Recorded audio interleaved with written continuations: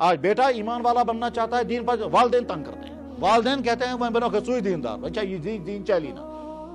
آج ہی صبح مجھے ایک صاحب کہہ رہے تھے کہ لگا جی میں والدین کی اجازت کے بغیر دین پڑھنے کے لیے فلاں جگہ گیا، والدین کہتے ہیں سگو اڑسوٹ سگو کہتا ہوں، تو والدین کی نافرمانی اور ان کی بد دعا۔ میں نے کہا بد دعا کس، دعا اور بد دعا کس کو قبول کرنی ہے؟ کہ اللہ کو۔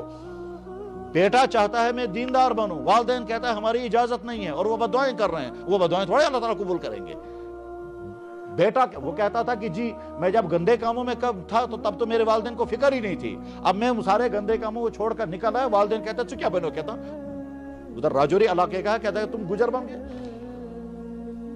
دیندار بننے پر رکاوٹیں آج گھر کی طرف سے آئیں گی، سوسائٹی کی طرف سے آئیں گی، آپ سکولوں کالجوں میں جائیں گے وہاں رکاوٹیں آئیں گی، مقابلہ اسی کا کرنا ہے۔ اسی وجہ سے جناب رسول اکرم صلی اللہ علیہ وسلم نے صحابہ کرام کو فرمایا کہ اگر تم دین کے 90 حصے پر عمل کرو گے اور 10 حصے پر عمل نہیں کرو گے تو ہو سکتا ہے اللہ کے پکڑ ہو جائے گی، اور میری امت کا ایک زمانہ ایسا آئے گا میرا امتی دین کے صرف 10 حصے پر عمل کرے گا، اس پر بھی اللہ تعالیٰ شان راضی ہوں گے۔ دور وہی ہے۔